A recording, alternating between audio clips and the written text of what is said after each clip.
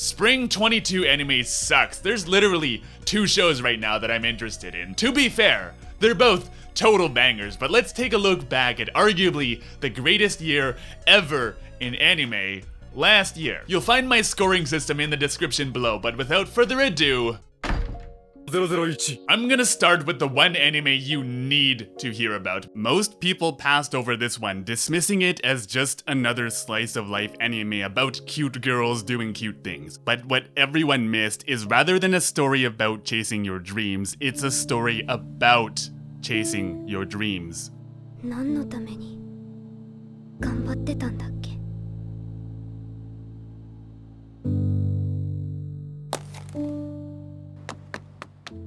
It's beautiful to have dreams, but only very, very lucky people find themselves with a dream and a passion they can't stop chasing. Because life is not about finding a special dream to pursue, but being aware of your place in the world and making the most of the life you have and the choices you're given. Shiroi Suna no Aquatope is nothing short of beautiful. The visuals and the soundtrack, which is playing right now, are some of the most beautiful in all of anime ever.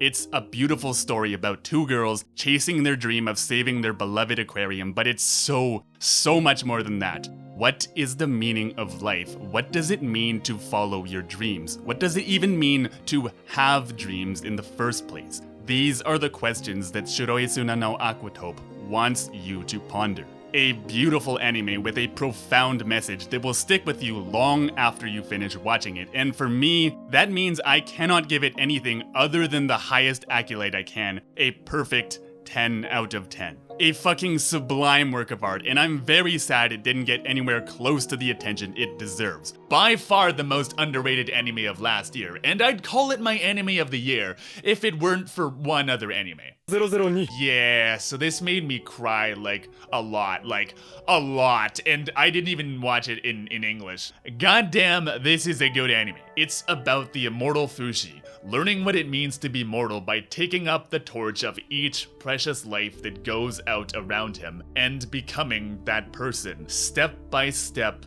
soul by soul, Fushi becomes all these people, and as them, gets closer and closer to being human. 2 Year Eternity deals with death and loss and sacrifice better than any anime I've ever seen, save for Violet Evergarden. Of course, I had to award it a perfect 10 out of 10, and I expect Season 2 to be my frontrunner for Anime of the Year this year as well. 003. This was the show I was looking forward to the most last year, so it's really unfortunate that it fucking sucks ass. The World Ends With You is about this loner, Neku, who thinks he doesn't need friends when he dies and has to compete in this hellish death game called the Underground with the one thing he hates the most: someone else. The problem with this adaptation is that it doesn't understand this about Neku. The single most important part of Neku's character is that he never once chooses to work with Shiki. As he demonstrates, he'd rather choke her out and get off by himself if he could. But the point of the game is that he's forced to work with her because he literally can't do it without a partner. He's forced into a pact with her, and he's forced to work with her every single time they fight. Not because it's better, but because it's the only way. So there's a reason Neku comes to the Underground. It's not just that he dies and gets a second chance at life, it's that he dies and gets a second chance at being a person. That's what makes the story so profound. It's the irony that dying and being forced into this hellish death game is the best thing that could have ever happened to him. So here, not only is it a wild speedrun of everything that happens with zero depth, it completely ignores this aspect of Neku's character in the adaptation and instead is like, oh haha, there's lots of noise, oh look, Shiki is helping, haha, right? Fucking no, awful, 4 out of 10. If you haven't played the game, go do that because it's a goddamn masterpiece, unlike the train wreck that is whatever this massive piece of shit is. 004. Sonny Boy is what you'd call art.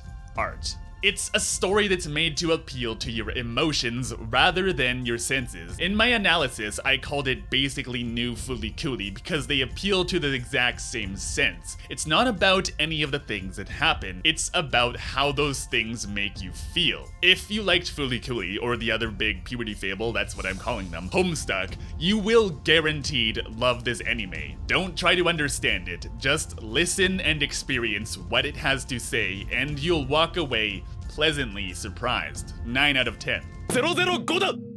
Interesting fantasy premise about girls finding a secret dimension where Japan's urban legends and creepypasta come from. The first, 4-ish episodes were super interesting and laid out this dangerous fantasy world, and these monsters and traps the girls had to plan their forays into this world around, along with neat powers that made them rely on each other as they progressed deeper and deeper into the world, and tied together with the simple premise of finding their best friend lost in the world. I was pretty hooked. Then it completely ignored literally all of this and spent the next 8 episodes speedrunning random urban legends and just turned into this unforgivably dull mess that answered none of the questions it set up and forgot the entire point of the story before imploding in an abrupt ending that said nothing and went absolutely nowhere. Just awful. Supposedly the manga is better, but goddamn, this was a train wreck. 5 out of 10. 006だ! Beastars Season 1 was an amazing story about self-reflection and looking inwards at yourself. For a bunch of wacko furry shit, it has a lot to say about what it really means to be human, and it really spoke to me, so I was looking forward to Season 2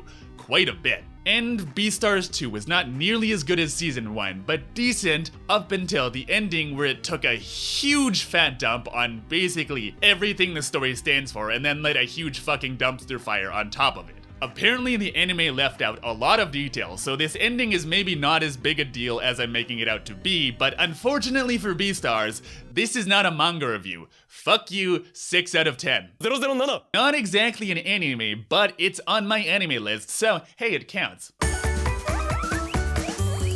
Basically a series of 3-minute stop-motion shorts aimed at children about a crazy alternate reality where it's like modern life, but cars are guinea pigs. Obviously, not deep or meaningful in any real way, but very cute, very fun, and you can binge the entire thing in 30 minutes. Highly recommend. 8 out of 10. 008だ! This is one that probably went under just about everyone's radar because it's not so much a traditional anime and more of a series of 3 10-minute shorts set to Aime's music. The first episode is by far the best, but the others are also really good. If you're a fan of Japanese music and beautiful animation, do give it a watch. 8 out of 10. You know what? I have so much to say about this anime that just can't be covered in a rapid fire review, so I'm just gonna point you to my lengthy half-hour video essay, and if it's not out yet, subscribe and come back for that. I guarantee you'll walk away with a better understanding of not just Re:Zero, but Isekai and anime in general, even if you're a huge fan of Re:Zero.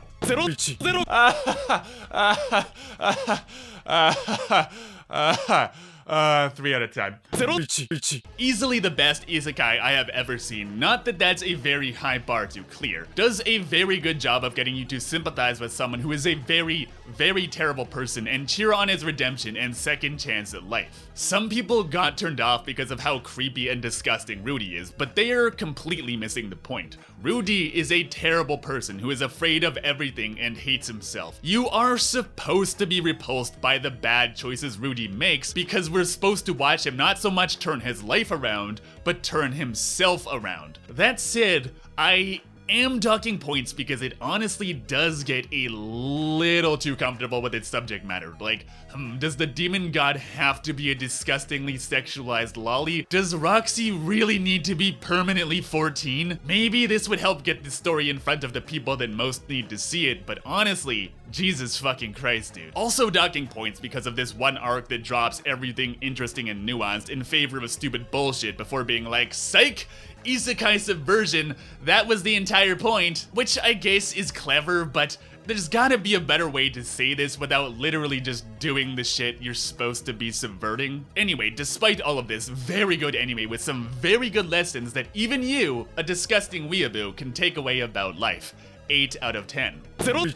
If The World Ends With You is the anime I was looking forward to the most, Wonder Egg Priority is the one I was most excited about after watching the first episode. Fucking brilliant animation that just oozes style from every pore, backed up with a really heartfelt premise about depression and suicide. It got me really cheering for this little Scooby gang of weebs as they overcome mental illness, overcome themselves, and overall make the world a better place through the magic of whatever this crazy ass shit is. Fucking awesome. And yeah, then it went and shat itself pretty hard. What else is left to say that hasn't been said already?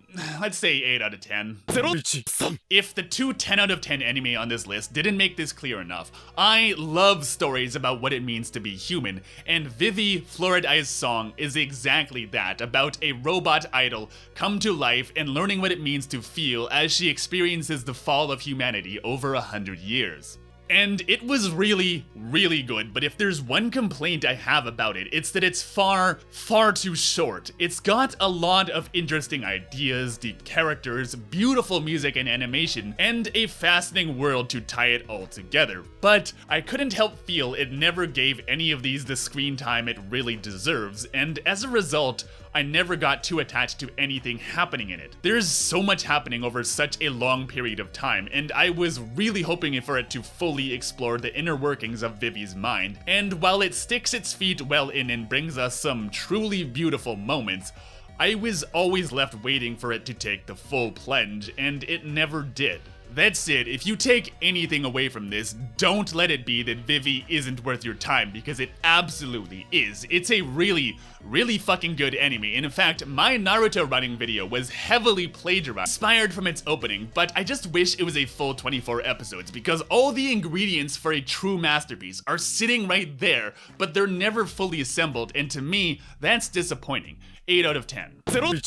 Speaking of true masterpieces, Odd Taxi. It's a mystery told with a wide cast of intensely interesting characters, all centered around this one taxi driver. It's a mystery wrapped up in another mystery that is so satisfying to watch as it ties everything together at the very end. I don't know how much I can say about this that other better YouTubers haven't said already, but very, very, very, very fucking good. Oh, here's something I can say. You know the dude who only ever speaks in rap? He has absolutely no right being as well written as he is. Like, actually, you might not fully appreciate this if you don't speak Japanese, but this dude's got some serious fucking flow. Like every other character in this show. Fucking brilliant, and there is almost nothing I can think of that could have been improved on. Must watch, 9 out of 10. There are a few anime that can get me to cry from just the first episode. This was one of them. There are also very few anime that can completely change my perspective on something from just a few words.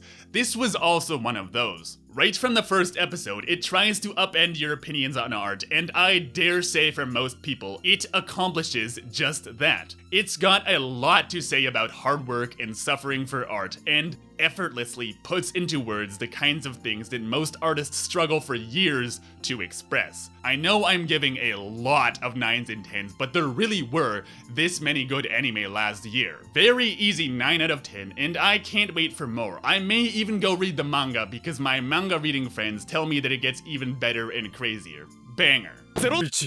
This was good, I guess, but something was just missing and I didn't watch the last 2 episodes. Beautiful princess with a mysterious background and a band of ragtag pirates. Maybe it was just kind of generic. I don't know. I should probably go and finish it, but let's say for now, 7 out of 10. If you like Aggretsuko, well, this is the 4th season. It's got a lot more insightful commentary on Japanese work culture and how it's evolved since the bubble economy in the 80s. It's about Aggretsuko trying to move on from the events of the last, but in doing so, really starting to come to terms with who she is as a person and what she wants out of life. Aggretsuko has always been a very mature story. It's refreshing to have a show about adults trying to figure out how to adult when they realize they're just as lost as they were in high school and university. It's been great watching her grow throughout the series, and I'm curious where it heads next. But I think the last part of this kind of went off the rails completely, so maybe it should stop at season 5.